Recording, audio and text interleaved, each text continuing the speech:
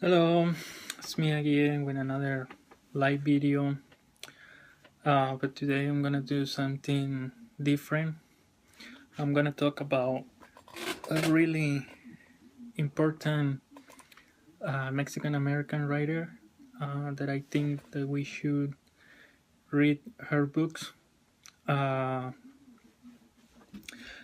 Her name is Sandra Cisneros, and she was born here in Chicago in 1960s.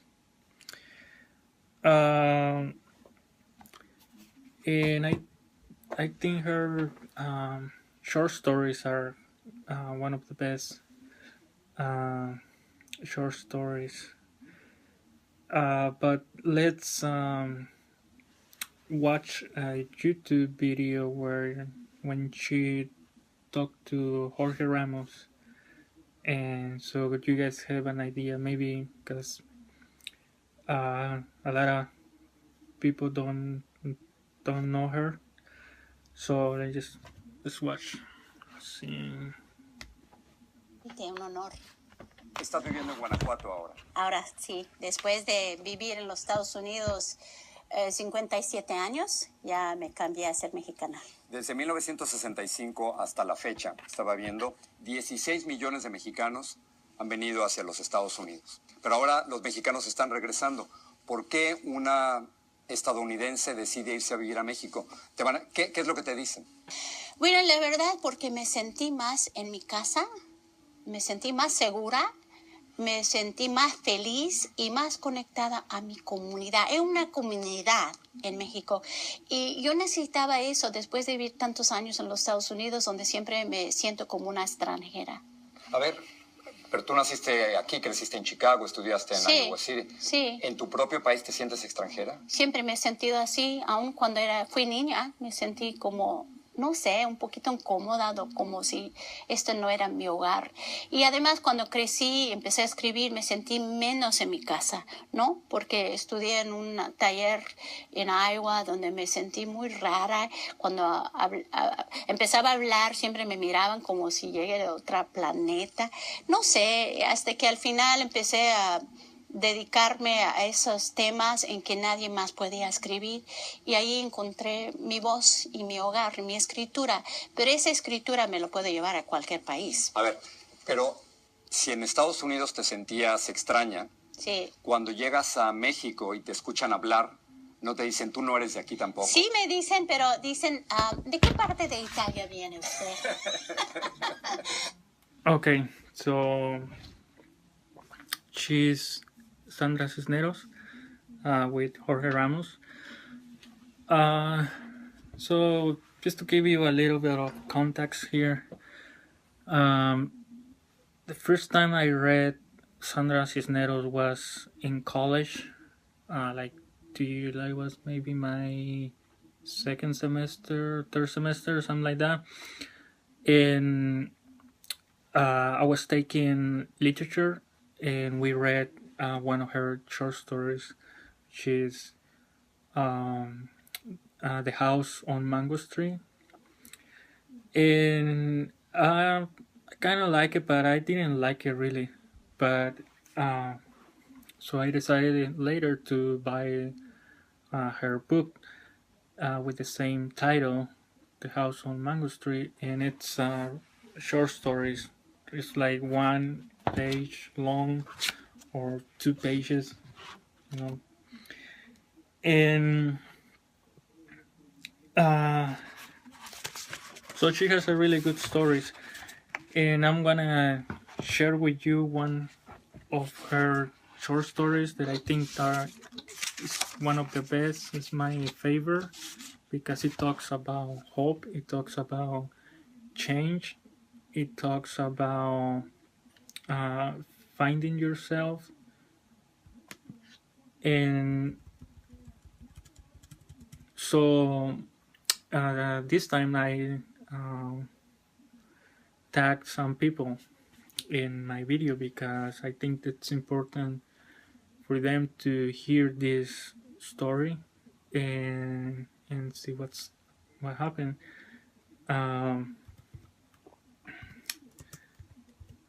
The name of the story is My Name Is, Mi Nombre Es, and I think the story, if you're familiar with um, Sandra Cisneros, is really personal, and she's talking about her mom, but in the story she talks about her grandmother. So I'm gonna share it with a little bit of background music from my favorite band, the Poodles Band, and the story goes something like this. Um, in English, my name means hope. In Spanish, it means too many letters. It means sadness, it means waiting. It is like the number 9, a moody color. It is the Mexican records my father plays on Sunday morning when he's shaving. Songs like sobbing. It was my great grandmother's name and now it's mine. She was a horseman too, born like me in the Chinese year of the horse, which is supposed to be bad luck if you are female, if you are born female. But I think this is a Chinese lie because the Chinese, like the Mexicans, don't like their women strong. My great grandmother, I would like to have known her. A wild horse of a woman, so wild she wouldn't marry, until my great grandfather threw a sack over her head and carried her off, just like that, as if she were a fancy chandelier. That's the way he did. And the story goes she never forgave him. She looked out the window her whole life, the way so many women their sit their sadness on a elbow. I wonder if she made the best with what she got out. I'm sorry. I wonder if she made the best with what she got, or was she sorry because she couldn't be all the things she wanted to be. Esperanza. I have inherited her name, but I don't want to inherit her place by the window. At the school, they say my name funny, as if the syllables were made out of tin and hurt the roof of the John mouth. But in Spanish, my name is made out of softer something like silver, no quite as thick as sister's name, Magdalena, which is uglier than mine. Magdalena, who at least cannot come home and become nanny. But I am always Esperanza. I would like to baptize myself under a new name, a name more like the real me, the name nobody sees. Esperanza as Lisandra or Maritza or Sisi the ex. Yes, something like Sisi the ex I will do. So what's important about this story is the 2, 3, 4 in the fourth paragraph where she said, I wonder if she made the best with what she got, or what she's sorry because she couldn't be all the things she wanted to be. I have inherited her name, but I I don't want to inherit her place by the window. Sorry, I'm going back in. So there you go. It's more clear than water. Say like we have to make ourselves. We have to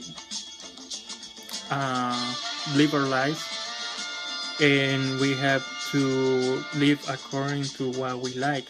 And in this case, she's comparing the name with things that she has inherited.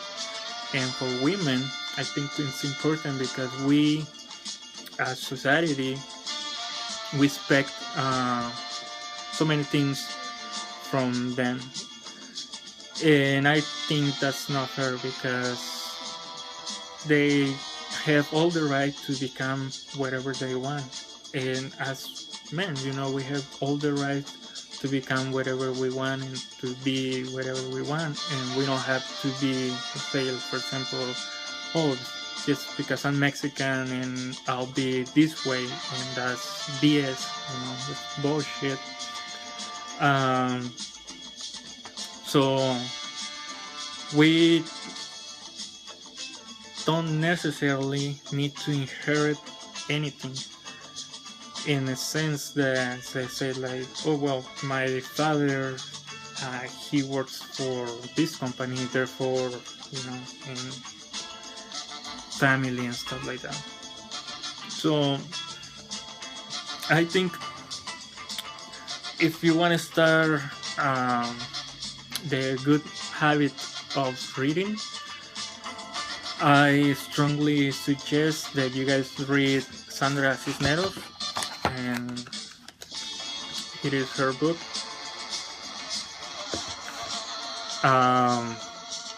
And like I said, her short stories is like 1 page long, maybe half of a page.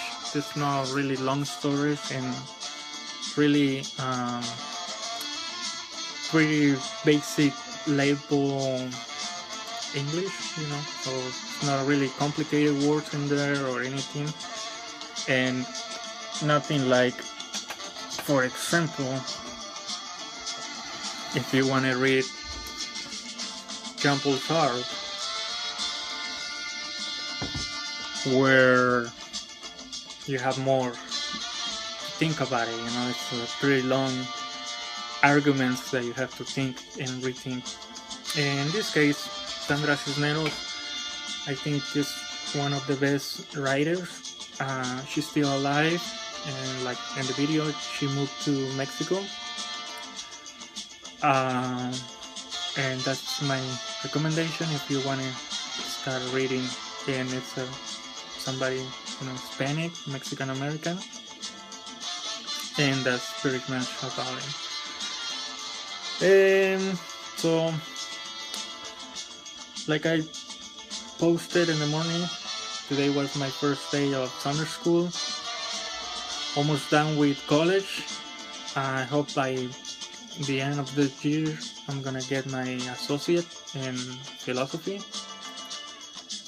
So, and then we see, I'll try to make a different video this time and share with you guys what I think it's something important, something that might help your life, it might help, or something that you just find interesting and you want to pick up a book and you don't know what book you want to pick.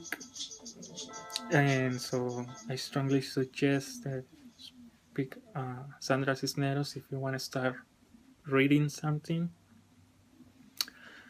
And that's pretty much what it is, So I hope you guys liked the video.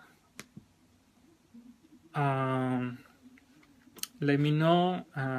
Please like, share, and visit my YouTube channel, The Republic of Silence, where I'm uploading these videos.